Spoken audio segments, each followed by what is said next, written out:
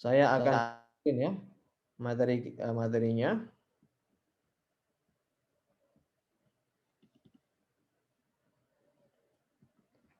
Oke, sudah terlihat ya. Ini kita akan bahas tentang kontrak kuliah atau lebih dahulu.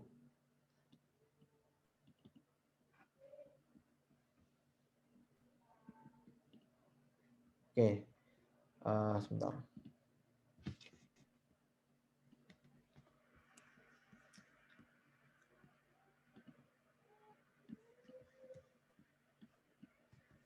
Oke.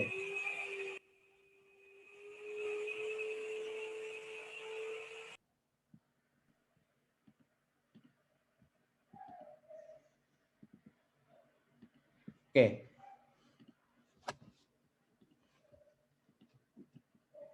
Oke, saya akan menjelaskan mengenai silabusnya terlebih dahulu ya, terkait dengan mata kuliah System Testing and Implementation.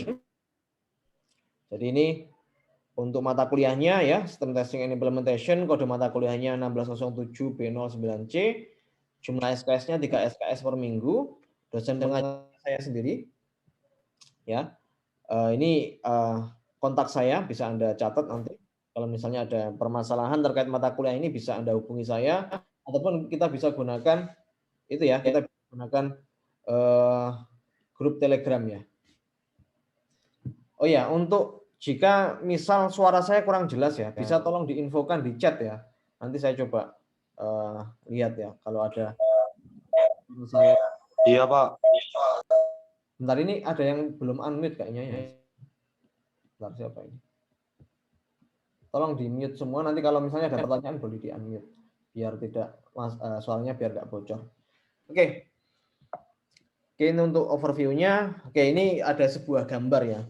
Ini gambar apa ini? Mobil mau diuji. Yang diuji kira-kira apanya ini? Yang diuji adalah Ketanannya, Pak. ya, airbag-nya ya.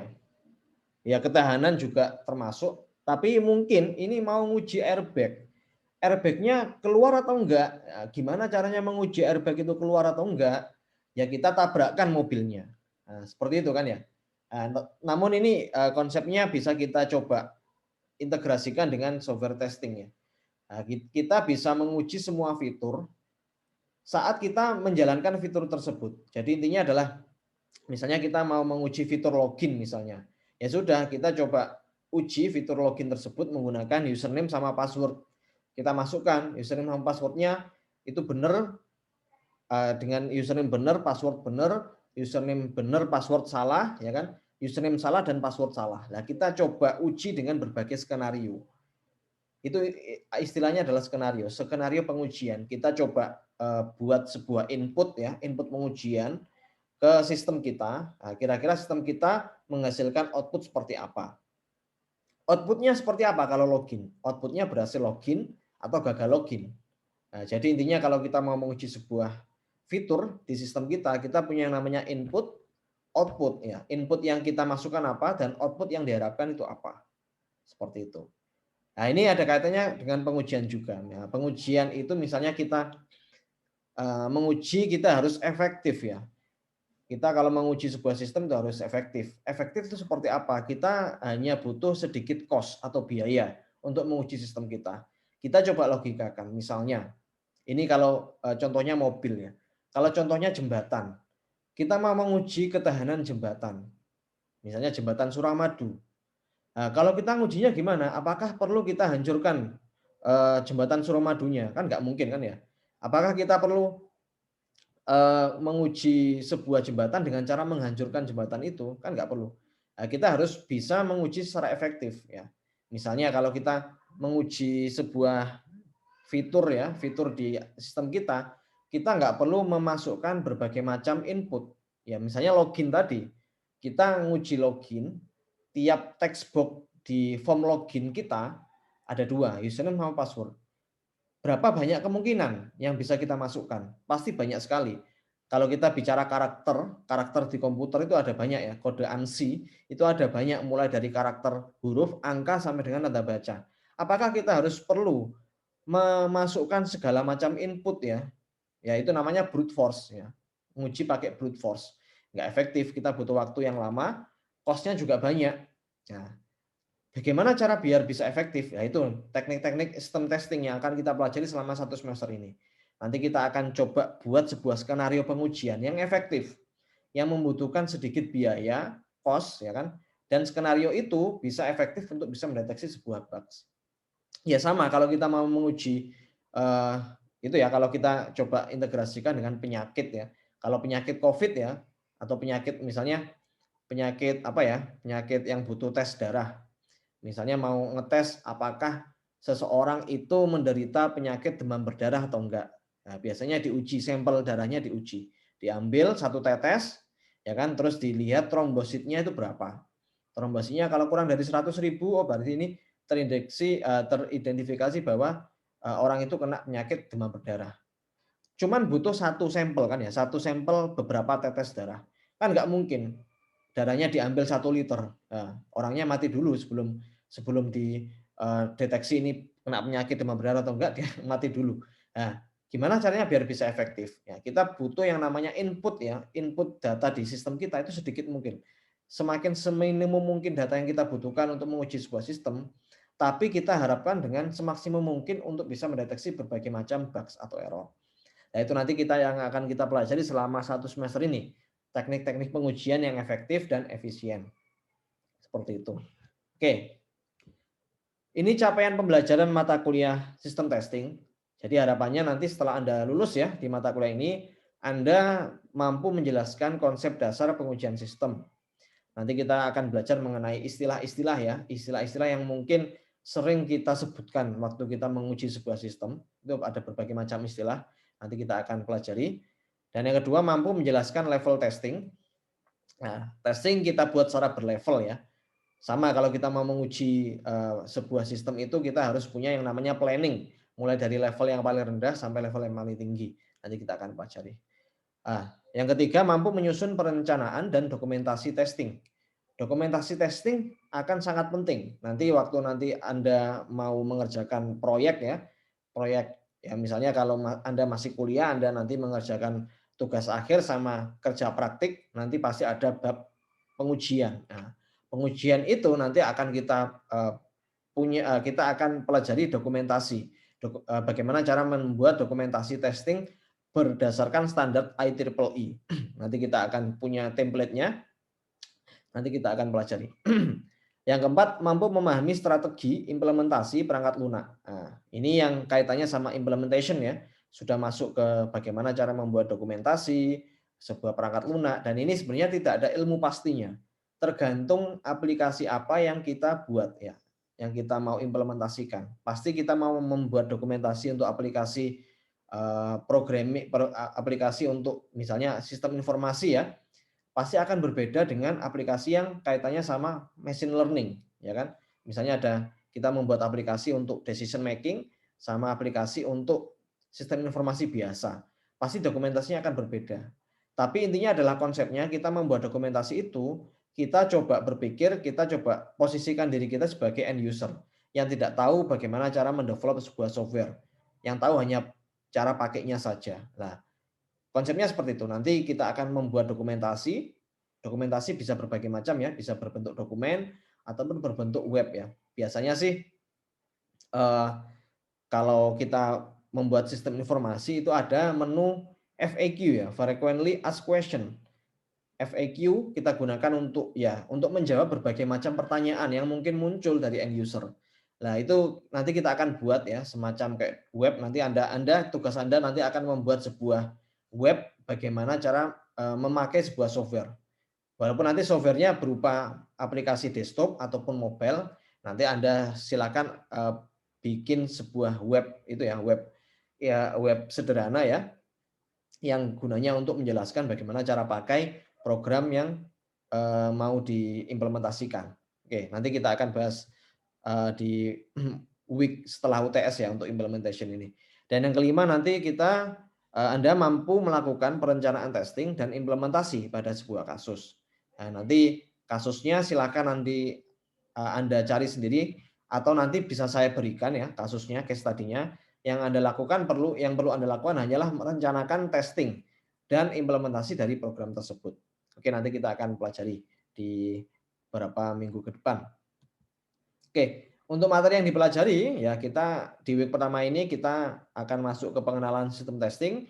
Yang kedua nanti kita masuk ke testing fundamentals. Yang ketiga black box sama white box testing ya. Nah, black box testing sama white box testing ini dua metode untuk menguji sebuah aplikasi atau program. Nah, yang kelima level testing, yang keenam software safety, ya. Yang ketujuh test plan, goals, and documentation ini sudah masuk ke implementation. Yang kedelapan nanti kita membuat dokumen ya, dokumentasi untuk implementation menggunakan dokumentasi untuk pengujian menggunakan standar IEEE. Dan yang ke-9 ini masuk ke sistem implementation. Ini kenapa materinya cuma 9? Nah, bisa saja nanti satu materi kita bahas lebih dari 1 minggu seperti itu. Dan nanti kita coba fokus juga biar kuliahnya tidak hanya konsep ataupun teori, nanti kita coba langsung di beberapa menguji di beberapa aplikasi sekaligus. Jadi nanti harapannya yang Anda dapatkan bukan hanya teorinya saja, namun pengalaman Anda untuk menguji sebuah software. Nah, menguji sebuah software itu seperti yang saya jelaskan tadi, ilmu pastinya tidak ada. Ya, kita belajar sistem testing ini ya, kita belajar konsep untuk bagaimana biar bisa menguji software secara efektif. Namun bisa jadi case study-nya bisa berbeda-beda. Seperti yang saya jelaskan tadi ya, menguji aplikasi itu bisa berbeda-beda tergantung case study-nya. Namun nggak apa-apa, nanti Anda perlu membuat kelompok ya, nanti deskripsinya akan saya jelaskan setelah ini. Kelompok yang Anda buat nanti tujuannya adalah menguji sebuah aplikasi. Ya, oke, nanti kita akan jelaskan. Untuk penilaiannya ini ada 2 ya. Yang untuk NTS ini tugasnya 40%, UTS-nya 60%. Kalau untuk NAS juga sama, tugas 40%, project testing 60%. Jadi untuk UTS ini mungkin juga sama, ini project testing juga, sama seperti UAS, namun nanti skalanya akan lebih kecil dibandingkan project testing yang ada di NAS. Kalau yang project untuk NAS ini, Anda juga harus perlu membuat dokumentasi testingnya. Sedangkan untuk yang UTS ini, project testingnya tidak sampai dokumentasi, hanya sampai ya nanti Anda tunjukkan program yang Anda gunakan untuk case study, nanti Anda coba tunjukkan bugs atau error yang Anda temukan di sana. Oke, beserta teknik-teknik yang Anda gunakan. Tidak ada kuis ya di perkuliahan ini karena saya beranggapan kalau ada kuis nanti outcome yang saya harapkan adalah pengalaman Anda untuk menguji sebuah software, sehingga kuis kalau dalam bentuk tulis saya kira kurang efektif untuk mata kuliah ini, sehingga yang harus Anda lakukan nanti hanyalah menguji aplikasi langsung seperti itu. Untuk NTS maupun NAS tidak ada kuis ya. Tugasnya nanti bisa jadi tiap minggu, mungkin enggak tiap minggu ya, beberapa minggu sekali nanti akan saya share tugas yang harus Anda lakukan itu seperti apa. Oke, dari sini dari kontrak kuliah sama silabus mungkin ada pertanyaan. Kalau ada pertanyaan silakan ya, bisa Anda tulis di chat ya, atau Anda langsung bicara langsung juga nggak apa-apa. Silakan kalau ada pertanyaan. Ini saya kira mahasiswa yang join juga cukup banyak ya. Kalau saya lihat ada sekitar 40. Kelompoknya berapa orang ya? Kelompoknya berapa orang? Karena saya baru tahu ternyata ada sekitar 50 mahasiswa ya.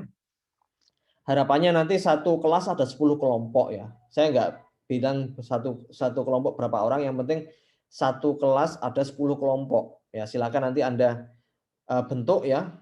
Kalau ada 10 kelompok, kalau mahasiswanya ada 10 ya sekitar 5 orang.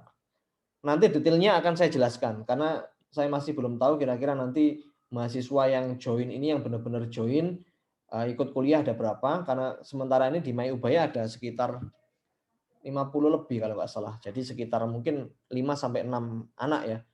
Nah, nanti saja untuk pembentukan kelompoknya akan saya umumkan di minggu berikutnya saja. Karena saya masih belum tahu untuk jumlah mahasiswanya. Oke, jadi sekitar 5 sampai 6.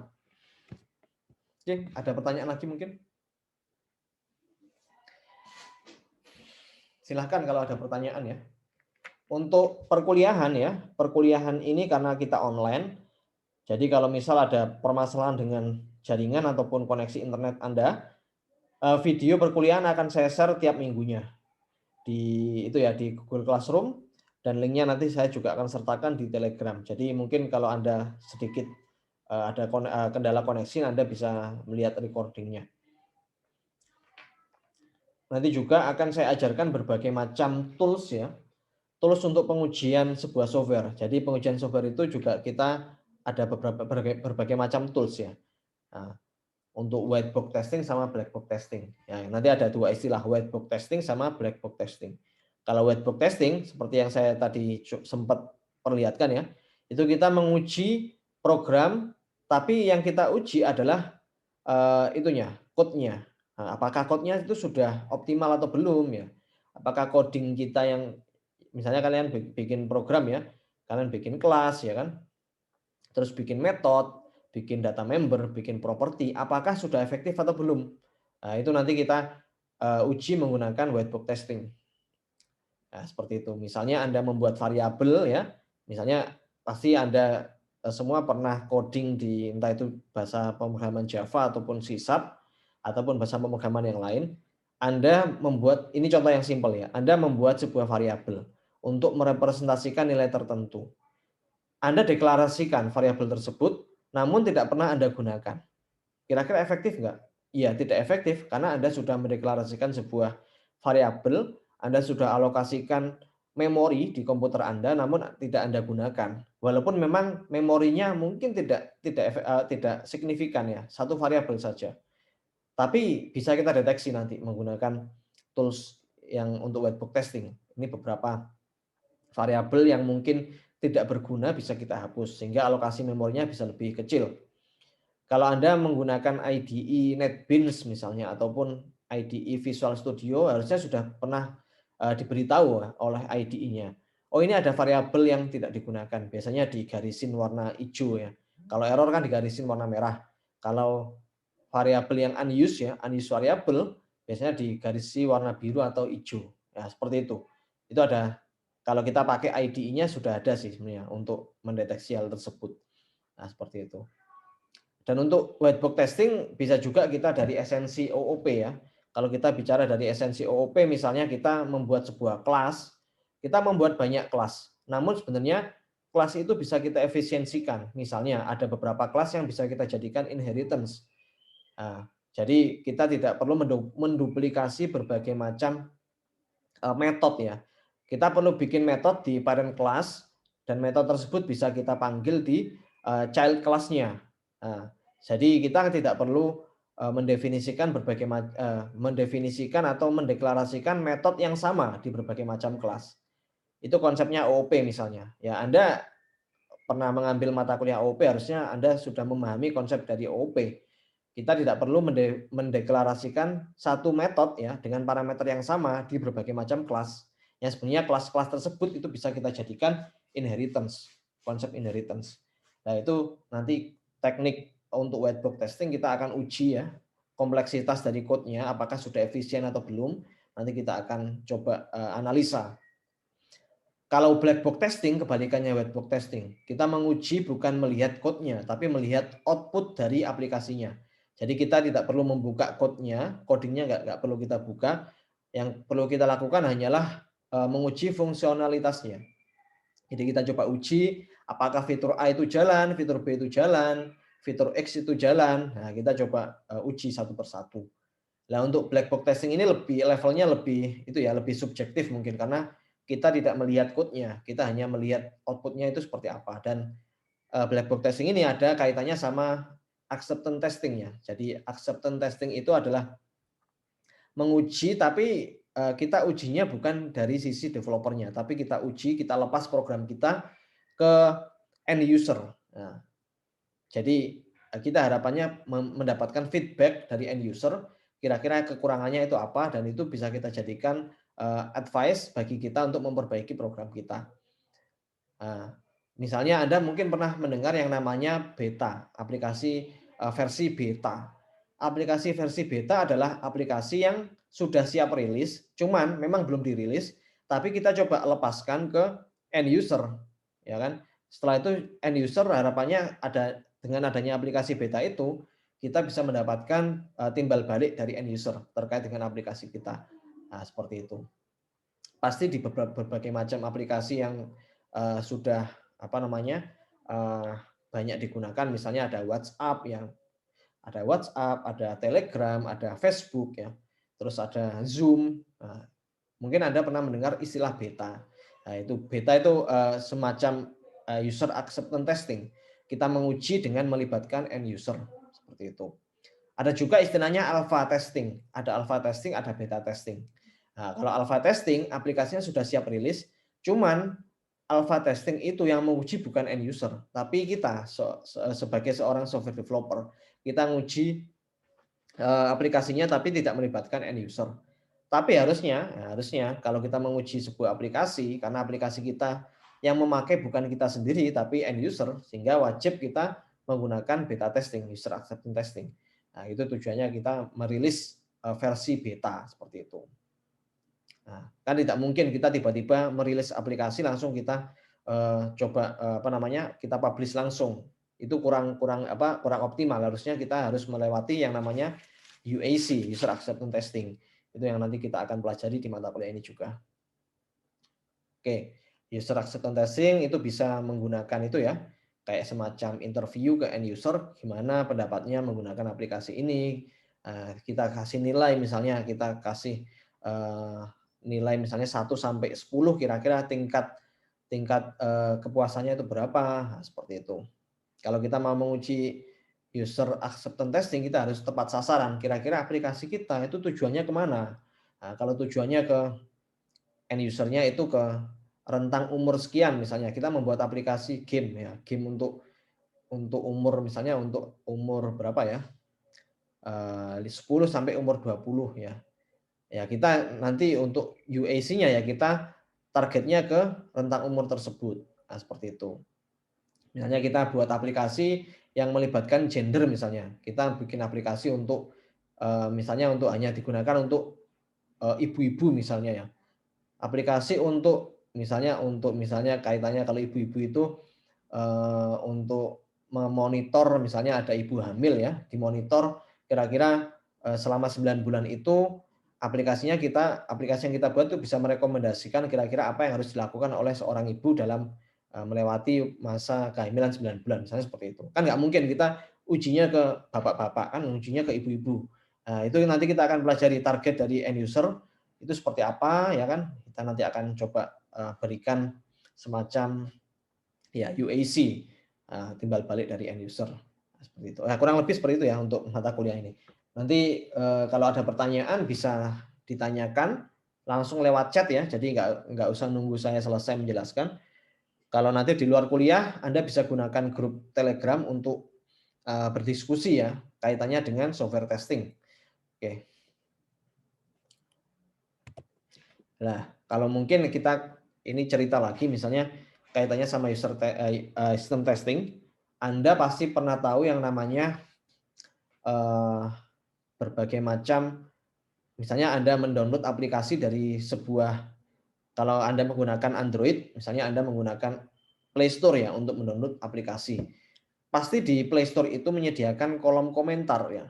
Kolom komentar tujuannya apa sih kolom komentar itu ya? Tujuannya adalah kita bisa mendapatkan timbal balik user experience dari end user yang menggunakan aplikasi kita. Ada yang namanya bintang di sana, star, 1 star sampai 5 star. Tujuannya adalah itu akan sangat berguna bagi software developer untuk bisa mendapatkan timbal balik dari end user seperti itu. Dan jika misalnya ada ditemukan error ya, error itu harusnya bisa kita deteksi sedini mungkin. Kalau kita tidak bisa mendeteksi sedini mungkin ya otomatis ya kita cost yang kita keluarkan untuk memperbaiki error tersebut akan lebih banyak. Ya, sama kalau Anda misalnya pernah mendengar, kita istilahnya bukan di software testing ya, misalnya Anda membeli sebuah mobil ya, terus mobil Anda kena recall. Nah, ada bugs di sana, ada error, mobilnya kurang aman misalnya. Pasti otomatis manufaktur dari mobil tersebut akan menarik kembali mobilnya. Ya, biaya yang dikeluarkan untuk menarik kembali mobil tersebut akan sangat banyak kalau error tersebut atau bugs tersebut ditemukan saat produknya sudah rilis ke end user. Ya, harusnya sebisa mungkin kita bisa mendeteksi sedini mungkin error yang ditemukan di program kita, sehingga cost yang kita gunakan untuk memperbaiki error tersebut akan lebih sedikit. Nah, seperti itu. Ya kurang lebih seperti itu untuk sistem testing ya. Ada juga misalnya kita butuh juga timbal balik dari end user.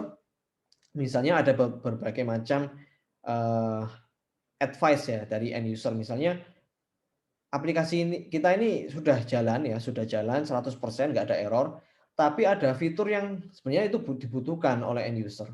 Ya misalnya logikanya dulu mungkin Anda pernah menggunakan aplikasi Line atau WhatsApp ya.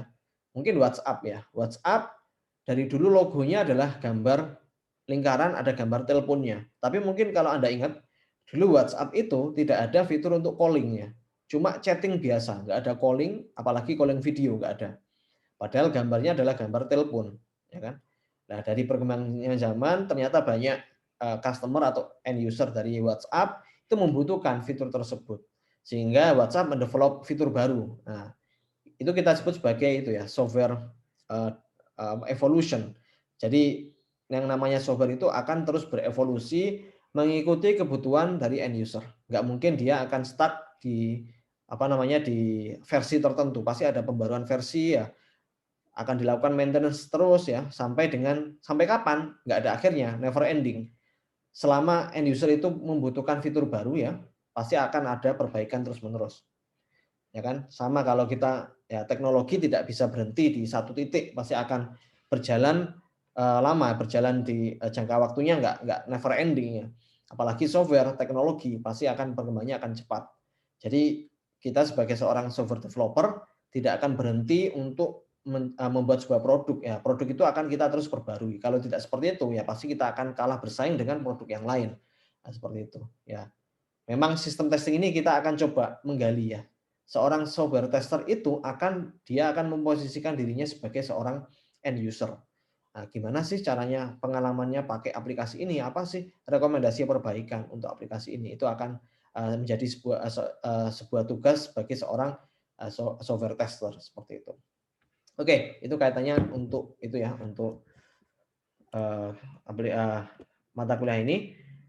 Ini harapannya kuliah kita dua arah. Jadi saya ingin juga mendapatkan feedback dari Anda semua terkait dengan pengalaman Anda menggunakan sebuah aplikasi. Nanti di sesi ini nanti akan saya sediakan semacam grup diskusi di Google Classroom. Nanti silakan Anda diskusi di sana terkait dengan pengalaman Anda menemukan error di aplikasi yang pernah Anda gunakan. Saya yakin Anda pasti menggunakan berbagai macam aplikasi. Aplikasi yang dekat dengan Anda saja.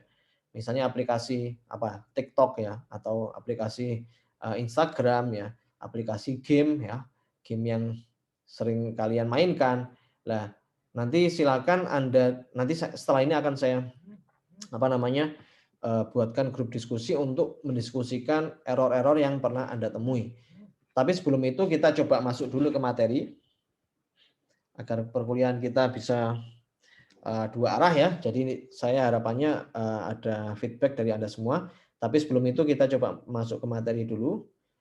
Jadi materinya mungkin nggak banyak, kita akan lebih banyak ke arah diskusi.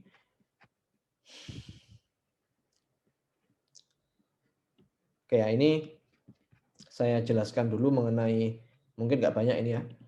Ada 28 slide tapi mungkin nggak akan saya bahas satu persatu. Jadi untuk mata kuliah System Testing and Implementation, ini kita belajar mengenai introduction dulu. Sebenarnya introduksinya juga sudah saya jelaskan tadi sebelum ini ya, tadi overview-nya. Tapi nggak apa-apa, ini kita coba lihat ya. Oke, ini isikan di stream Google Classroom contoh bugs yang sudah Anda temui. Nanti saja tapi.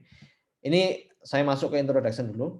Jika Anda ditugaskan untuk membuat sebuah perangkat lunak, langkah apa yang Anda lakukan? Cukupkah hanya dengan menuliskan source code program? Nah, kalau Anda nanti punya project ya, project untuk membuat sebuah produk software, apakah cukup hanya untuk coding saja? Anda gali kebutuhan dari end user, terus Anda desain program Anda dan Anda construct.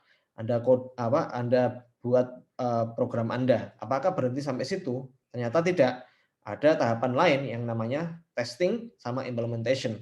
Dan tahapan tersebut ya berdasarkan pengalaman yang saya temui ya, saya punya pengalaman beberapa waktu mengerjakan sebuah project di beberapa perusahaan, dan memang waktu yang dibutuhkan untuk menguji sebuah software itu akan lebih lama dibandingkan waktu membuat software tersebut. Jadi misalnya saya punya project 1 tahun ya, mungkin 3 bulan itu cukup untuk construct software-nya, mendevelop programnya sampai jadi itu cukup butuh 3 bulan. 7 bulannya digunakan untuk testing, ya kan? Apalagi kalau skala programnya itu besar. 7 bulan itu kita gunakan untuk testing dan ternyata memang 7 bulan itu bahkan tidak cukup, ya kan? 7 bulan itu ternyata banyak error yang ditemui setelah software-nya diuji ya di end user. Ternyata banyak error yang muncul, ya kita perbaiki, setelah kita perbaiki muncul error lagi, kita perbaiki lagi dan seterusnya. Jadi waktu ya, skala yang dibutuhkan untuk menguji sebuah software itu akan lebih banyak, akan lebih berat, akan lebih lama dibandingkan membuat program itu sendiri.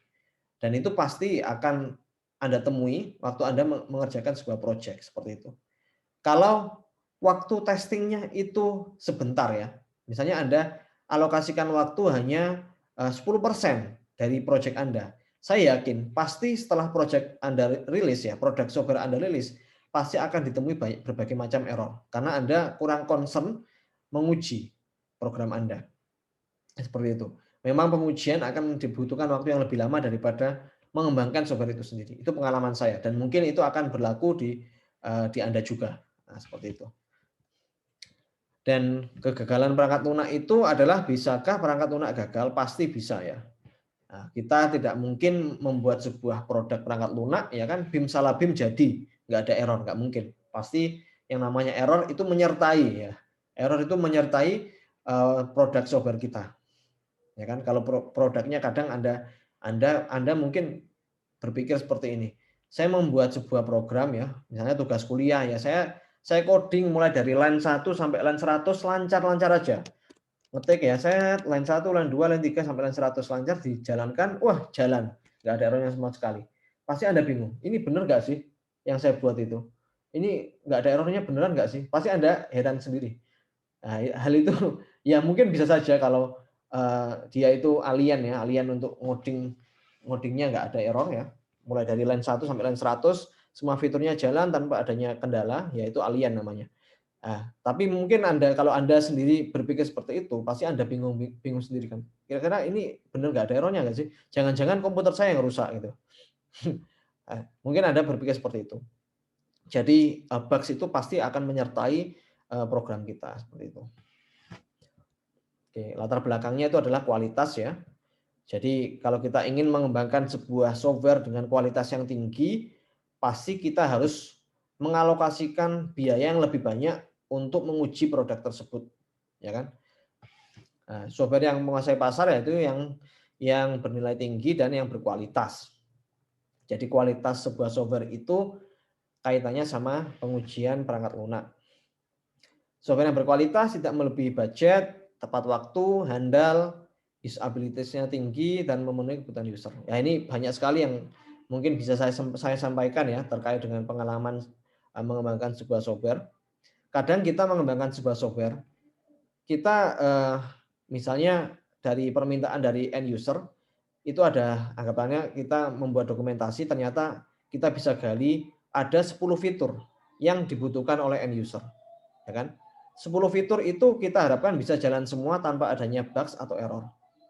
Namun ada hal-hal yang mungkin tidak kita duga. Misalnya, kita sudah buat 10 fitur itu, kita yakin ini pasti jalan semua. Terus kita coba rilis ke end user, ternyata end user itu tidak puas. Tidak puasnya apa? Ternyata program kita itu sulit untuk digunakan. Itu kaitannya sama usabilitas. User interface-nya itu membingungkan, ya kan? Ya mungkin bagi kita yang mendevelop software tersebut tidak akan kesulitan untuk menggunakan software yang kita buat sendiri. Namun belum tentu itu akan mudah digunakan oleh end user. Bisa juga end user itu tidak puas karena UI-nya tidak memudahkan mereka untuk menggunakannya. Ya kan? Saya mau menggunakan software ini, fitur ini saya mau cari kok cara menggunakannya kok sulit ya. Dan itu memang sering terjadi. Masalah usability. Usability itu sangat kaitannya sangat subjektif ya. Nah, mungkin itu bagi kita mudah, tapi belum tentu bagi mereka itu mudah seperti itu. Ada juga fiturnya udah jalan semua ya kan. Tapi ada yang namanya itu adalah kebutuhan itu, fitur itu ada dua. Fitur eh, sorry, saya lupa. Ada dua macam fitur. Jadi fitur yang kaitannya sama fitur yang dibutuhkan oleh software tersebut dan requirement, sorry. Requirement ada dua. Fungsional requirement sama non fungsional requirement. Kalau kaitannya sama fitur-fitur itu masuk ke fungsional requirement. Misalnya Anda membuat sebuah sistem informasi. Kita coba contohkan misalnya aplikasi di MyUbaya. Fiturnya apa saja? Mungkin dari sisi mahasiswa Anda bisa melihat mata kuliah apa yang Anda ambil ya. Terus nilai dari mata kuliah yang Anda ambil. Itu fungsional requirement. Jadi fungsi-fungsi atau fitur-fitur yang mungkin langsung terlihat dari waktu Anda menggunakan fitur tersebut. Apalagi mungkin Anda menggunakan MyUbaya, Anda bisa melihat histori pembayaran UPP Anda. Itu yang kita sebut sebagai fungsional requirement. Fitur-fitur yang terlihat oleh mata kita sebagai end user. Tapi ada beberapa fitur yang tidak terlihat. Itu kaitannya sama dengan misalnya running time. Misalnya MyUbaya itu harusnya bisa jalan lancar walaupun diakses oleh mahasiswa seluruh Ubaya. Nah, itu mungkin Anda tidak mengira, oh iya sebenarnya ada fitur yang tidak terlihat ya. Masalahnya sama running time. Kalau misalnya saya menguji sebuah sistem MyUbaya, waktu saya menguji, yang saya uji adalah pakai 100 mahasiswa yang aktif. Padahal mahasiswa Ubaya itu bukan 100, puluhan ribu ya. Mungkin 10 ribuan ya yang mahasiswa aktif. Harusnya Anda juga mengujinya dengan kondisi seperti itu. Ya, misalnya Anda menggunakan artificial session ya. Jadi Anda membuat session-session palsu untuk menguji ketahanan dari sistem MyUbaya. Kira-kira waktu diakses 100 orang ataupun 10.000 orang itu jalan atau enggak? Nah, seperti itu. Itu fitur-fitur yang tidak terlihat, namun itu dibutuhkan. Bukan cuma fitur ini jalan atau enggak, ya, tapi kita juga harus memperhatikan non-fungsional requirement. Jadi kita harus bisa mendeteksi kira-kira kebutuhan non-fungsional itu seperti apa. Masalah running time, keamanan juga ya. Keamanan, security itu masuk ke non-fungsional. Oke, nanti kita akan bahas. Ya, tanpa bekal ilmu yang memadai, sulit untuk membangun software yang berkualitas. Ya, ibaratnya kalau kita membangun rumah ya, itu ada yang namanya mandor sama ada yang namanya tukang ya.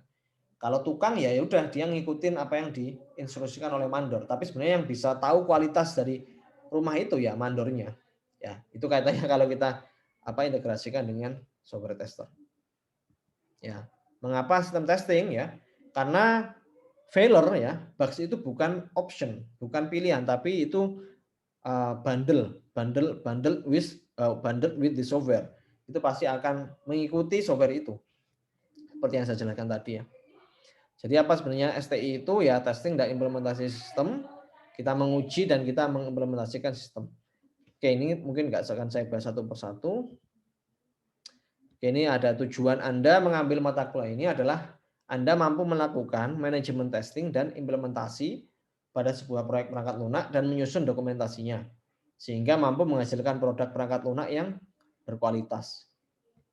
Oke, apa pekerjaan software tester? Ya, software tester itu yang menguji sebuah software ya.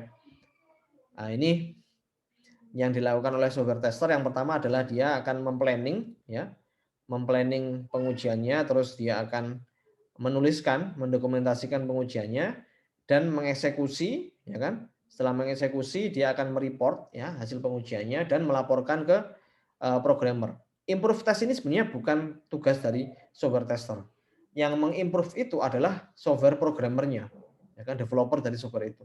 Namun seorang software tester dia hanya perlu melaporkan, mereport hasil pengujiannya. Oh ternyata ada permasalahan di fitur ini, ternyata software ini kurang di bagian ini dan itu. Dia hanya cukup mereport saja. Oke, ini untuk kualifikasinya ya harus bisa menemukan bugs ya pasti. Kayak dokter ya, dokter itu bisa mendeteksi penyakit. Kalau software tester ya dia harus bisa mendeteksi bugs. Harus tahu coding language ya. Ya, coding language akan sangat berkaitan kalau misalnya seorang software tester itu mau menguji sebuah program tapi software tester tersebut tidak tahu ini pakai bahasa pemrograman apa, padahal dia mau menguji pakai whitebox testing. Dia nggak tahu bahasa pemrogramannya ya percuma ya kan. Jadi dia menguji tapi nggak tahu bahasa pemrogramannya, ya pasti dia harus belajar terlebih dahulu. Harus tahu teknologinya, harus tahu ya kualifikasi pengujian, dan yang terakhir dapat mengautomatisasi pengujian, automate everything ya. Sebenarnya software tester itu juga harus bisa menguji secara otomatis ya. Jadi dia menguji itu skenarionya sudah punya, nanti bisa diotomatiskan. Oke, nanti kita akan jelaskan. Ya, untuk gajinya, ini gajinya untuk ya ini sangat masih sudah obsolete ya, tahun 2016. Harusnya sekarang lebih tinggi lagi mungkin ya. Gajinya itu sekitar 54.000 satu tahun. 54.000 itu sekitar 600 juta dalam satu tahun. Kalau kita bagi dengan 12 ya sekitar berapa? 50 juta. Oh, sangat tinggi sekali. Tapi ini di Amerika ya. Kalau di Indonesia saya masih belum mendapatkan rata-rata gajinya, tapi mungkin Anda bisa lihat nanti di Google rata-rata atau median dari salary dari seorang software tester di Indonesia. Tapi mungkin ya kalau sepengetahuan saya, kalau di Indonesia kalau startup-nya masih belum berkembang, biasanya software tester itu dia merangkap sebagai seorang software developer. Jadi kalau di startup yang sudah bonafit, biasanya software tester itu sudah ada jabatannya sendiri. Ini software tester, ini software developer, dan itu tidak merangkap satu sama lain. Ya, grid software tester dia ya ini punya knowledge, punya technical, punya analitik ya, logical, verbal and written communication dan lain sebagainya. Ini ada videonya, nanti bisa Anda lihat ya pekerjaan dari software tester. Ya, mungkin ini kita coba diskusi terlebih dahulu mengenai pengalaman Anda ya, pengalaman Anda waktu Anda menggunakan aplikasi. Ini saya coba bikin sebuah diskusi ya di Google Classroom. Nah, ini silahkan Anda sebutkan error yang pernah Anda temui saat menggunakan aplikasi. Bisa aplikasi apa saja. Aplikasi mobile, web, desktop, dan lain-lain. Nah, silakan Anda komentar ya, silakan Anda komentar di stream Google Classroom ini. Nanti kita akan coba lihat ya, kira-kira pengalaman Anda itu apa saja waktu Anda menggunakan aplikasi. Silakan. Nanti dari sini mungkin kita bisa mendapatkan pengetahuan baru ya. Oh, ternyata ada ya error di sini di aplikasi ini yang belum saya temui, ternyata ada error di sini. Nah, ini nanti kita coba diskusikan bersama-sama. Oke, biar kuliahnya dua arah seperti yang saya jelaskan tadi, silakan Anda komentar di sini. Ya. Ini saya tunggu ya beberapa menit. Silakan Anda tuliskan komentar di sini. Karena saya juga mempertimbangkan nilai keaktifan, jadi silakan Anda aktif ya dalam perkuliahan ini. Karena saya menggunakan ini Google Classroom, nanti yang aktif akan terrecord, yang sering komen ya kan, yang sering berdiskusi di sini akan terrecord, sehingga nanti saya bisa pertimbangkan untuk memberikan nilai bagi Anda. Silakan ya, silakan Anda tuliskan pengalaman Anda selama menggunakan aplikasi. Bisa aplikasi apa saja ya, aplikasi misalnya aplikasi sosial media ya yang pernah Anda gunakan, Instagram, terus TikTok misalnya ya. Silakan kalau Anda pernah pakai TikTok terus menemukan error, ya kan? Silakan Anda jelaskan di sana. Nggak harus solusinya ya, tapi itunya saja, pengalamannya.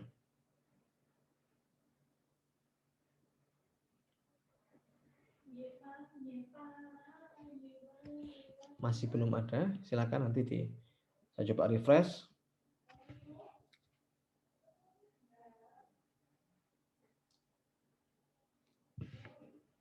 Oke, silakan. Saya tunggu beberapa menit. Coba Anda pikir-pikir, ingat-ingat ya. Saya pernah menemukan error di mana sih, di aplikasi apa sih ya? Silakan Anda diskusikan di sini. Permisi Pak, izin bertanya. Ya. Kalau misalnya game gitu, nggak apa-apa Kak, Pak? Boleh, game boleh. Itu sebutin aplikasinya juga atau cuman bilang secara garis besarnya aja? Secara garis besar Atau saja. gimana? Secara garis besarnya. Berarti nggak perlu nyebutin nama aplikasi gamenya ya, Pak. Ya disebutkan juga dong. Kalau kita nggak tahu aplikasinya kan Oke. kita nggak tahu juga. Oke, Pak. Siap. Oke.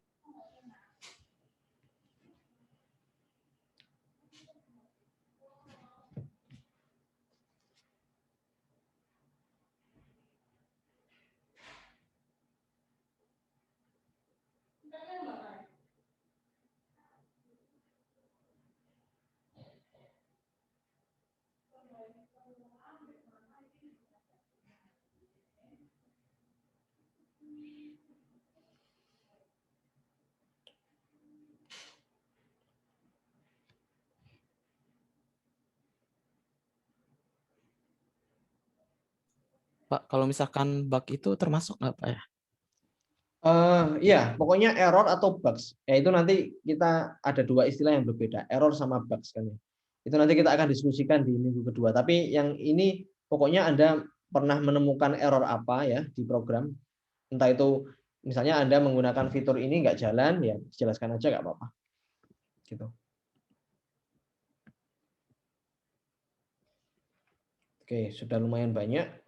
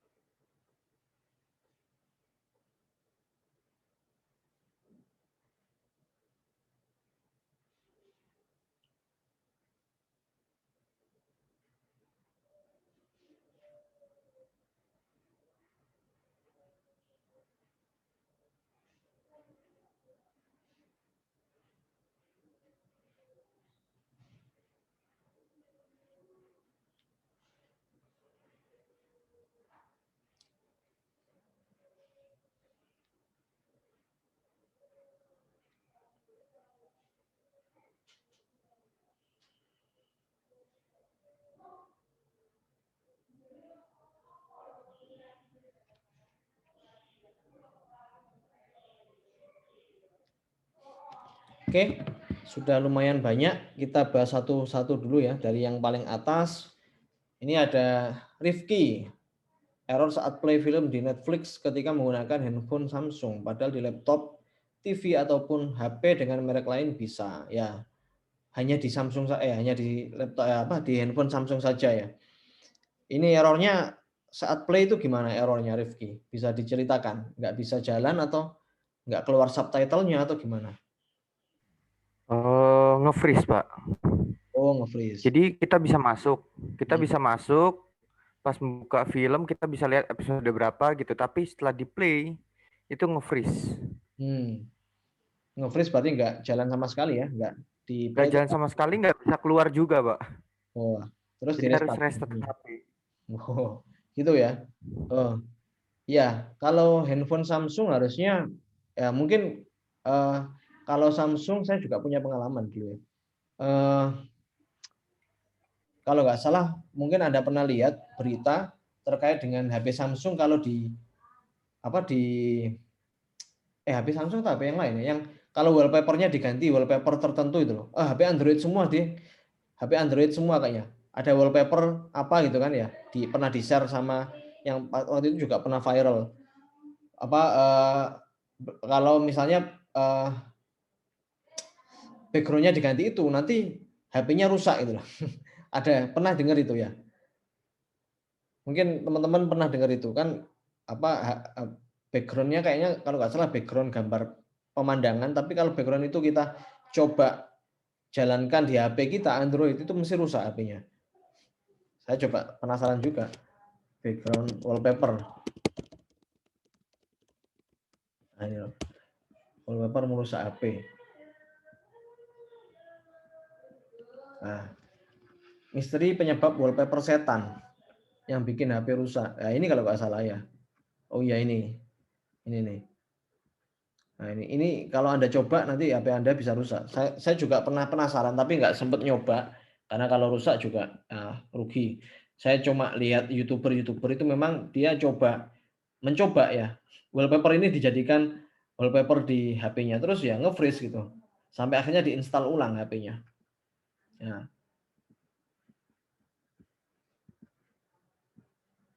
Ini loh. Oh ya untuk Samsung ini ya. For Samsung mobile phone users ya. Jadi kalau HP Anda Samsung, nanti kalau coba wallpaper ini, itu saya lihat di beberapa YouTube itu memang benar-benar rusak gitu loh. Malah nggak bisa jalan sama sekali. Ya ini jangan dicoba ya. Nanti kalau dicoba rusak HP nanti kalian. Nah ini seperti ini. Ya mungkin Anda pernah dengar berita ini. Ya ini kayak gitu. Oke, itu dari Rifki. Kalau dari Arivaldo, error tidak bisa di-scroll dan aplikasinya menutup secara paksa di Instagram.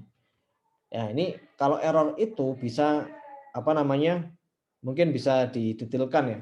Kalau di Instagram tadi misalnya kalau Rifki di HP Samsung, kalau Afif ini di HP apa? Ya HP Realme, Pak. Realme, oh Android ya. Jadi aplikasi Instagram for Android ya. Ini errornya munculnya kapan? Waktu-waktu tertentu atau nggak bisa diprediksi? Nggak bisa diprediksi. Pas itu sampai beberapa jam sih, Pak. Oh, iya. Harusnya kalau kita software tester ya, kita harusnya juga tahu kira-kira behavior errornya itu seperti apa. Nah, misalnya errornya di scroll waktu saya play video. Oh, saya bisa deteksi ternyata errornya itu munculnya waktu play video. Kalau masih belum bisa mendeteksi kira-kira munculnya kapan random, ya kita harus lebih detailkan. Seorang software tester harus bisa mengetahui behavior saat error itu muncul lah seperti itu. Oke, nanti coba dilihat lagi. Tapi biasanya kalau aplikasi-aplikasi yang mobile seperti ini setelah kita update ya versi terbaru, errornya mungkin sudah hilang, ya kan? Nah, seperti itu. Kalau dari Zevania, saat menggunakan Radiant Software, dulu saya mendapat bug. Bugnya adalah semua setting ketika PC saya dimatikan akan kembali seperti semula. Jadi tidak menyimpan hasil setting saya tersebut. Oh, Radiant ini aplikasinya miliknya itu ya, graphic card ya. Iya. Bisa dijelaskan Zevania. Ini apa? Aplikasi itu ya untuk graphic card ya. Halo?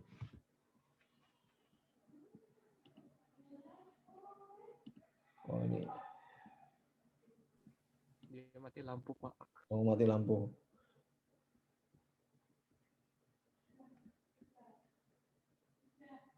Oh ya ini. Saya belum baca tadi di chat ternyata ada beberapa yang membahas juga ya. Ini dari Kevin pernah ya. Oh pernah itu tadi ya. Yang apa? Wallpaper tadi ya. Sama ini dari Yosua ya. Ganti theme kadang-kadang bisa ngerusak juga. Oh ya, ganti theme juga mungkin bisa ngerusak juga ya. Itu nggak tahu masalahnya kenapa ya seperti itu. Kaitannya sama mungkin grafik.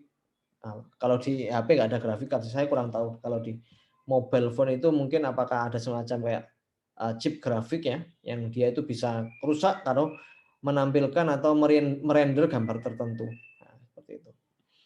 Oke, itu ada beberapa komentar. Ini kalau dari Checkly, kemarin saya pakai aplikasi digital provider seperti buy.io.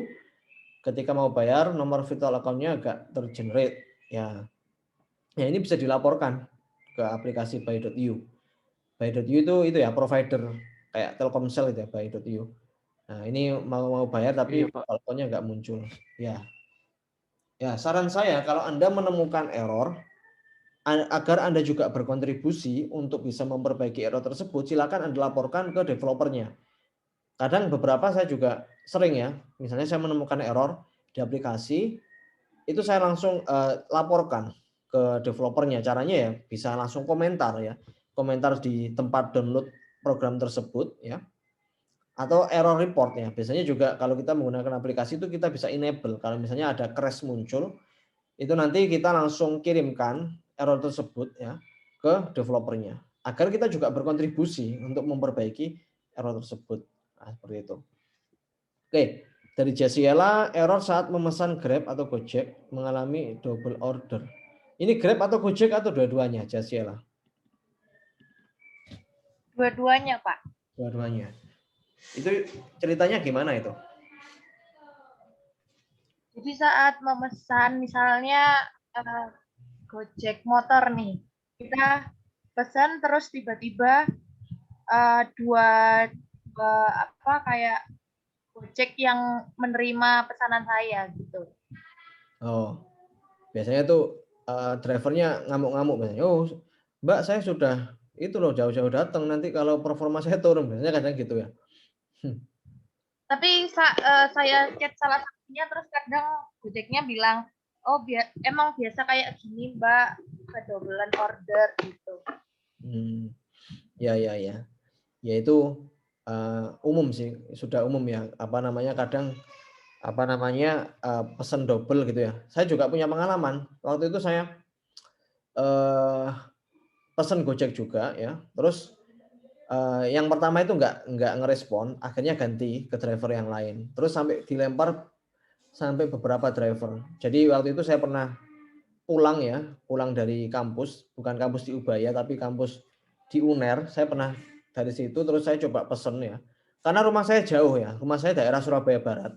Jadi kebanyakan driver itu males kalau nganterin orang ke Surabaya Barat. Nah, jadi di cancel sama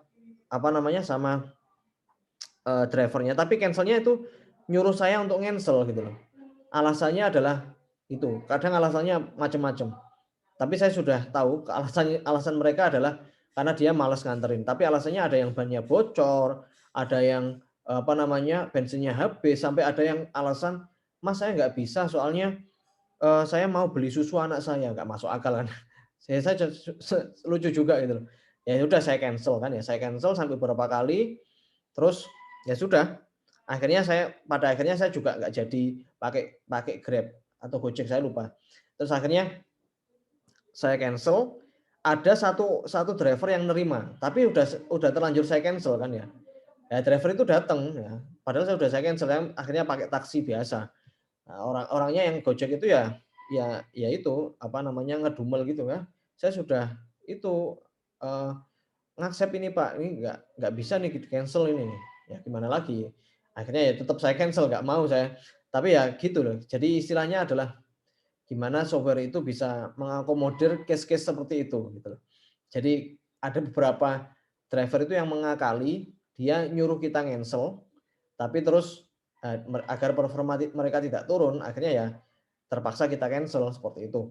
Ya, tapi suatu ketika sudah kita cancel, tapi ternyata nyantol ke orang yang benar-benar niat untuk nganterin kita. Nah, gimana? Nah, kalau gitu ya dilema juga. Nah, seperti itu. Ya, macam-macam itu error kayak gitu, kejadian kayak gitu. Oke, dari Fitrotus Soliha, saat flash sale di Shopee 12.12 aplikasi error tidak bisa diakses selama 10 menit. Ya, ini aplikasi Shopee itu ya itu ya. Kalau bicara kayak flash sale ini ada banyak kejadian lucu. Mungkin Anda pernah tahu, sebenarnya orang-orang yang berhasil di flash sale itu dia pakai bot ya. Tahu ya, pernah dengar ya? Pakai bot, jadi dia pakai bot ya. Dia nganselnya pakai kayak auto refresh dulu. Jadi dia ngambil, mungkin ya, kalau saya juga nggak pernah nyoba juga kan, tapi mungkin saya bisa lihat teknik yang mereka lakukan. Dia itu pakai semacam auto refresh, dia dapetin HTML dari aplikasi Shopee-nya, dia refresh terus ya kan, terus setelah button belinya itu udah muncul, dia langsung auto klik gitu loh. Nah, jadi ya pasti kalah kita manusia kalau human ngeklik nunggu terus diklik di refresh, ya kalah dengan mereka gitu loh. Ada yang pernah dengar cerita itu? Pernah ya? Pernah Pak. Rame, Pak. Nah, Pak. Rame Pak itu Pak.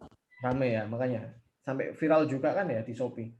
Ya, saya sempat tanya juga, saya penasaran. Saya tanya ke siapa namanya, Pak Vincent. Pak Vincent, kalau beliau kan mengajar mata kuliah information retrieval ya. saya coba share videonya ke Pak Vincent, terus saya coba tanya, ini tekniknya gimana kalau biar bisa kayak gini gitu loh. Ya dia kan bisa crawling data ya, crawling HTML dari halaman web, diambil ya kan, terus dia refresh, auto refresh, dia hanya mengambil itunya saja, kode HTML-nya tanpa harus mengambil view dari gambar-gambar yang ada di Shopee. Pasti dia lebih cepat nge-refresh-nya. Ya kan? Ya mungkin Pak Vincent juga belum pernah nyoba, tapi bisa juga dijadikan case ya untuk nyoba-nyoba gitu loh. Tapi bukan untuk flash sale, ya, tapi untuk ya misalnya auto refresh untuk halaman tertentu, misalnya kalau ada perubahan di halaman tersebut bisa melakukan aksi di sana. Nah, itu kan ya masuk akal juga sih. Nah, ini misalnya flash sale ya. Di curang kayak gitu. Itu juga itu. Nah, ini pakai bot ya, ini videonya yang lagi Promo flash sale Shopee 11.11 di Instagram pada Rabu. Setelah ramai di media sosial Twitter, kecurangan oknum tertentu itu turut diunggah oleh akun Twitter bernama ADN @anasadani11 pada Kamis 12 November 2020 dan disertakan akun Shopee resmi. Menyikapi hal itu, Direktur Shopee Indonesia Handika Cahya mengatakan, Shopee Indonesia telah menindak tegas pengguna yang mendapatkan barang secara curang. Menurutnya, para pengguna yang berhasil mendapatkan stok promo flash sale seperti ini akan melalui proses pengecekan dan validasi secara menyeluruh dari sistem dan tim internal Shopee. Handika mengaku pembeli yang berhasil mendapatkan flash sale merupakan akun cloning app atau bot. Terkait akun ya kurang lebih seperti itu ya. Berikutnya. Jadi nah itu bisa juga jadi masukan bagi Shopee gimana biar bisa menangkal akun-akun yang pakai bot. Nah, biar flash sale itu bisa lebih adil ya seperti itu. Oke, tapi ya kita apresiasi juga sih orang-orang plus 62 itu juga kreatif ya ternyata untuk mengakali hal-hal seperti ini. Ya, ini untuk ya Fitratus Solihah, terus ada kita force close setelah install Instagram menggunakan iPhone, lalu setelah restart HP baru bisa dibuka. Ya, banyak ya ternyata Instagram errornya. Ya ini kalau pakai iPhone, saya nggak punya iPhone, jadi saya nggak pernah nyoba juga. Ya mungkin kita bisa cerita. Itu waktu install terus nggak bisa langsung dijalankan gitu. Iya Pak, itu habis install terus mau open itu terus force close terus gitu Pak. Kentang. Mantap. Iya. Itu bisa dilaporkan ya ke kalau iPhone itu pakai App Store ya, App Store bisa App Store. Oke, ada Jerry Matias Tanot ya, saat akan belanja di Tokped pas pembayaran menggunakan OVO muncul notif Tokpednya gagal terhubung dengan OVO lalu dianjurkan menggunakan metode pembayaran lain. Ya ini OVO-nya ada saldonya nggak ini? Kalau nggak ada saldonya ya nggak bisa. Kalau ada saldonya ya itu berarti error atau bugs. Ya ini itu kok mungkin ya koneksi internetnya juga kurang bagus atau gimana. Tapi bisa dilaporkan sih di Tokopedia. Oke, ada Yosua ini di Elder Scrolls Skyrim game ini mesti. Ada quest atau mission yang tidak bisa muncul bila melakukan tahap-tahap misi dengan salah, bisa menembus satu objek yang solid. Nah, ini biasanya game-game itu sering ya. Sering terjadi kayak gini. Misalnya sebuah objek bisa nembus tembok ya, itu emang error ya kan. Oke, ada Farel, pengalaman pada saat bermain game PUBG M terkadang terjadinya bug suara in game yang tiba-tiba mengecil dan juga menghilang. Ya, ini saran saya yang kaitannya sama game-game ini, coba Anda laporkan ya ke developernya biar nanti kita juga bisa berkontribusi. Error pada aplikasi eHack Indonesia melalui iPhone ketika menambahkan eHack baru. eHack itu apa, Desi? Sorry, saya belum pernah dengar. Electronic Health Alert Card, Pak, untuk bepergian keluar kota. Aplikasi untuk itu ya, kesehatan ya? Iya, Pak. Itu biasanya yang bisa dihubungkan sama apa? Apple Watch itu ya? Tidak, Pak. eHack ini yang dari Menteri Kesehatan punya itu, Pak. untuk Oh, ya, ya. keluar kota, jadi harus buat EHAK-nya begitu. Ya, oke. Ya, bisa dilaporkan ke Menkes juga ya. Oke, untuk Jasiela, error saat menggunakan Instagram tidak bisa di-reload selama beberapa jam. Ya, ini Instagram lagi. Ada Nurik, Spotify di stop yang sering menutup sendiri ketika buka app pertama kalinya. Ya, ini juga kaitannya sama itu ya, aplikasi yang musik ya. Ya, ini bisa dilaporkan juga. Ini pakai apa? Operating sistemnya apa? Windows atau Mac OS, Nurik?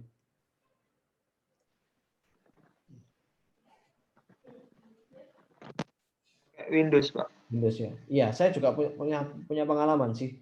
Yang Spotify itu yang punyanya Windows, saya login ya. Harapannya kalau kita mau masuk lagi nggak perlu login kan ya. Itu sessionnya kayak otomatis keluar gitu. Saya pernah juga pengalaman kayak gitu. Tapi sudah enggak sih kayaknya sekarang. Oke. Daniel Julian, banyak bug di game PUBG Mobile seperti bug mikrofon, bug stuck di loading saat mau masukin gamenya, bug karakter bisa masuk ke dalam dinding ya, sama kayak tadi ya, banyak ya yang ngebug di game.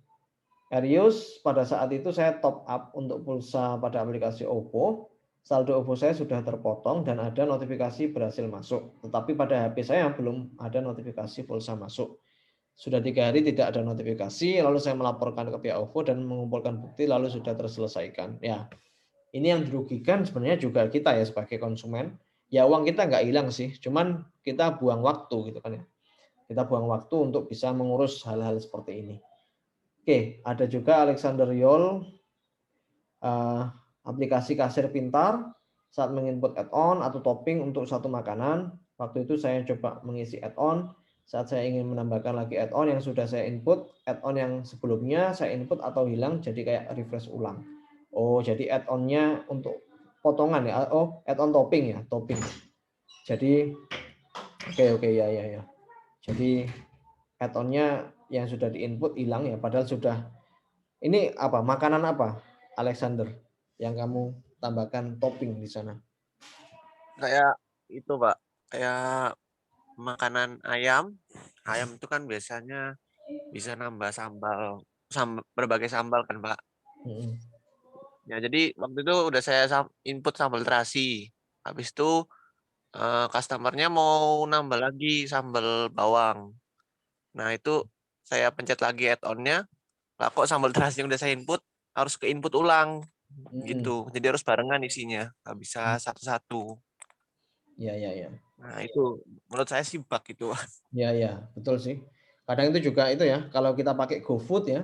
Tapi kalau GoFood sih untungnya enggak seperti itu. Saya pernah pesen kan ya, terus pesen makanan dari satu toko, beli lebih dari satu makanan, tapi kan masuk ke keranjang ya, masuk ke check out. Saya coba keluar, masuk lagi ternyata masih ada di situ.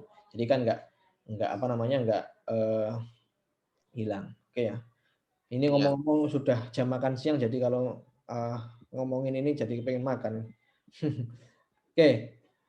Ini error saat menggunakan BNI M-Banking. Setelah melakukan transaksi, jumlah saldo di halaman utama tidak berubah. Ya, ini saya juga sama. Kebetulan saya juga menggunakan mobile banking. Kita transaksi ya, transaksi 1 juta, terus uangnya di saldo utama itu enggak update ya. Ya. Tapi ya tetap aja uang kita kan saldonya kan itu berkurang. Cuman itu bisa otomatis itu ya berubah kalau kita sudah keluar terus login lagi. Ya, seperti itu ya, Putu ya. Ya. Iya, Pak, seperti itu. Ya, sama ini saya juga mengalami ini. Ya, jadi uang kita kepotong tapi masih belum terupdate. Dari Sendradel saya pernah mengalami error pada saat menggunakan website ini ya, cek lulusan di mana saat password dan username saya isi, waktu tombol login diklik, muncul error berupa query string yang saya sendiri tidak paham artinya. Oh ya, ini biasanya sering juga ada laporan dari mahasiswa ya.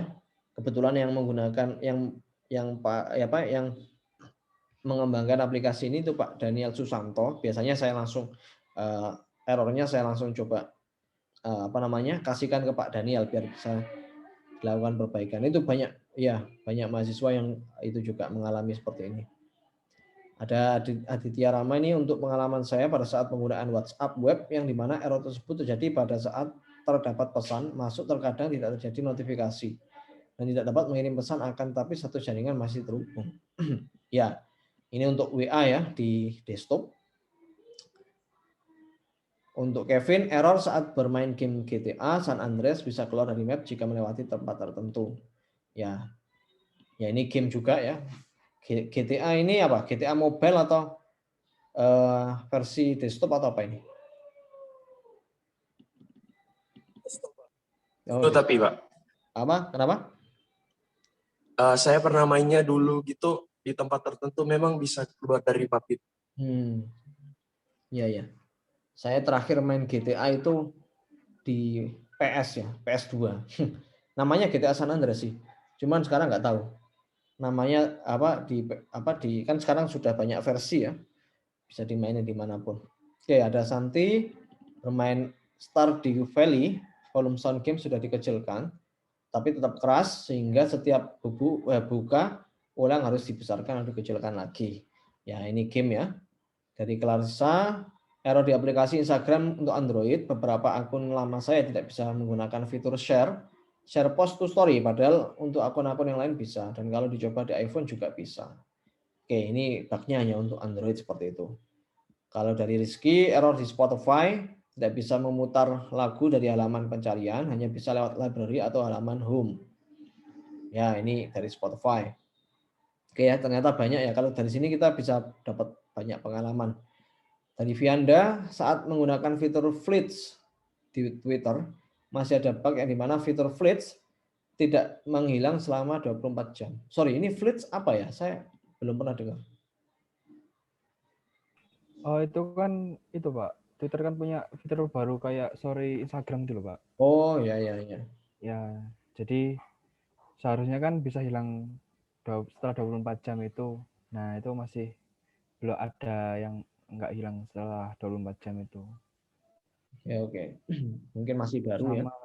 Iya, sama itu Pak. Yang scene by-nya itu juga kadang-kadang nggak akurat gitu. Scene by di chat Twitter ya? Di feed-nya itu Pak, Oh, di feed-nya. Oh, gitu. Iya. Yang ngelihat siapa saja itu ya? Ya, gitu. Oke. Oh, ada di Twitter ya sekarang ya berarti ya? Saya belum pernah nyoba. Oke. Ya, ada Pak. Ya, sip. Dari Jasiela, error saat menggunakan Instagram, saat melihat story orang A, tiba-tiba muncul berulang-ulang kali di bagian awal story, padahal sudah melihat story orang A. Oh, yang ini jangan-jangan orangnya memang update status terus. Enggak ya, Jasiela? Enggak, Pak. Story-nya maksudnya itu-itu aja gitu. Jadi orang ini jadi bosenin munculnya orang ini terus gitu ya. Oke. Hans Christian, IDM extension di Chrome sering error pop-up buat downloadnya tidak muncul. Ya, ini saya juga pernah mengalami ya. IDM. Maria, saat saya ingin upload Facebook Story, saya klik button upload, namun tidak ada notifikasi story sudah terupload, sehingga saya klik berulang-ulang, ternyata story sudah terupload sampai tertumpuk. Ya, ini kadang juga muncul ya, bukan cuma di Facebook ya. Ya, ini biasanya memang bug-bug seperti ini perlu dilaporkan ke Facebook. Valentino, bug notifikasi pada Instagram, misal ada DM masuk jam 2, notif baru jam 4. Kayaknya ini ya, saya pernah ngalami ini. Masuknya lama gitu loh. Apa namanya di Instagram itu. Tapi saya ada kemungkinan mungkin koneksi internetnya. Tapi kalau pakai aplikasi yang lain kok ya masuk ya. Bukan Instagram, kayak aplikasi chatting WA itu masuk. Oke, dari Ronaldo, error up in Drive. Tidak bisa loading alamat. Error saat melakukan isi ulang pulsa melalui uplink aja atau OVO. Ya, oke. In Driver ini ya, kayak aplikasi Gojek sama Grab itu ya. Untuk yang uplink link aja, isi ulang pulsa melalui link aja atau OVO. Ya, ini sama kayak tadi sebelumnya ya. Ya, kayak Zevania tadi ya. Oke, Felix Aditama, game Castle Clash server Jerman. Bug ketika ditinggal membuka aplikasi lain, tiba-tiba session dari game hilang sehingga perlu login ulang. Oke, Gregory tidak menerima notifikasi dari Line jika tidak membuka terlebih dahulu aplikasi Line. Oh, jadi nggak running in background. Ya ini saya juga sama. Tapi memang saya jarang pakai Line ya, sehingga memang kalau nggak ada chat masuk juga saya nggak masalah. Tapi kalau mungkin ada semua yang sering pakai Line, ya ini mungkin bisa jadi masalah. Oke, Juan Felix, menggunakan Shopee pada tempat terpelosok atau terpencil, ongkir akan menjadi lebih murah jika dibandingkan dari aplikasi pengirim barangnya langsung. Oh, lebih enak kalau gitu. Memang terpelosoknya di mana ini Juan Felix? Saya dulu nyoba pas liburan itu Pak, ke pulau mana itu. Terus saya coba iseng pakai Shopee yang ada di keranjang saya itu. Saya masukkan, kok murah. Terus saya cek di aplikasi JNE webnya. Oh, oke. Ini suaranya nggak kedengeran. Juan Felix. Iya. Jadi lebih murah pakai Shopee, jangan-jangan pakai promo kamu. Kalau pakai promo ya lebih murah memang. Kadang ada, kalau di Shopee itu pakai Shopee Pay itu biasanya dapat gratis ongkir gitu ya. Ya, oke. Dari Jesselyn, saya juga mengalami masalah di Netflix di mana saya menggunakan HP Samsung. Kalau bukan Netflix selalu error dengan tulisan tidak bisa menjangkau layanan Netflix. Jadi layanan Netflix harus di-uninstall lalu install lagi baru bisa dibuka kembali. Ya, jadi ada masalah ya kalau di HP Samsung. Kalau di iOS error pada penggunaan aplikasi e-commerce, label setiap fitur di user interface dari aplikasi berupa label nama fitur. Oke, dari Pascasius, bug saat transaksi menggunakan Permata.me setelah pembayaran tertuliskan pembayaran gagal namun saldo tetap terpotong dari transaksi dan transaksi tak berhasil. Ya ini yang membuat kita was-was kadang ya. Waduh, gagal kok tapi saldonya terpotong gitu ya. Oke. Ya, Lauren Sunyoto, bug pada game Last Fortress di mana karakter stuck di sebuah dinding mengakibatkan tidak dapat jalan. Oke. David Setiawan, counter notification chat di Tokopedia tidak hilang ketika chat sudah dibuka sehingga notification masih berbunyi setelah beberapa saat. Oke. Fernanda, terdapat bug pada game Mobile Legends, tidak bisa melihat title atau wilayah lawan kawan saat hendak mau bermain. Pauline, error saat membuat story berupa video di Instagram menggunakan fitur hands-free saat sedang membuat video tiba-tiba app Instagramnya langsung ketutup. Saat dibuka kembali videonya hilang. Oke. Dari Syakif, tidak bisa menggunakan fitur akses terpadu di beberapa aplikasi pada iPhone versi iOS 14.5. Oke, dari Clarissa lagi ya.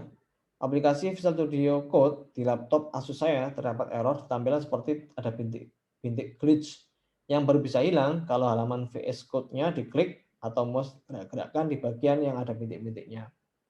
Ya ini kadang nggak cuma itu ya, nggak cuma Visual Studio, ada aplikasi yang lain di Windows itu seperti itu ya, digerakkan baru hilang. Ya nggak masalah sih, nggak mengganggu, cuman ya nggak enak gitu loh. Kalau orang yang perfeksionis ya, itu nggak enak melihat hal-hal seperti itu. Oke, bug pada website My Ubaya bisa mengakses foto profil milik mahasiswa lain. Ya ini kaitannya sama itu ya, security ya, gambar foto dicuri nanti fotonya. Bug ketika login pada Grab dengan akun yang sudah tersambung dengan OVO yang sudah ada top up-nya, namun ketika login ke Grab saldo menjadi 0, namun sudah melapor dan menunggu proses selama 1 minggu baru saldo OVO muncul pada aplikasi Grab. Ya, membuang waktu ya. Kalau seperti itu. Ya ini beberapa contoh ya kasus-kasus yang pernah Anda temui terkait dengan error atau bugs. Oke, mungkin sampai situ saja ya untuk perkuliahan kita hari ini. Jadi untuk minggu depan kita akan lanjutkan materinya mengenai fundamental testing. Nanti kita akan belajar berbagai macam istilah di software testing, tapi kita akan belajar di minggu depan. Untuk kali ini, week 1 ini kita masih pengenalan saja. Oke, saya ucapkan terima kasih ya atas kehadiran Anda semua. Jika nanti ada berbagai pertanyaan ya tertanya ini, bisa nanti Anda tanyakan di grup Telegram. Ya, mungkin ada pertanyaan dari teman-teman sekalian.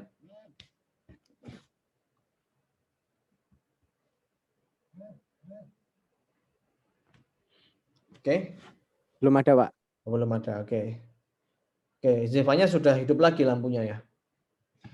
Iya, Pak. Sudah hidup lagi, Pak. Lampunya tadi mati lampu. Oke. Oke, ya kalau nggak ada pertanyaan, saya akhiri ya untuk perkuliahan kita hari ini. Terima kasih atas kehadiran Anda semua. Selamat siang. Selamat siang, Pak.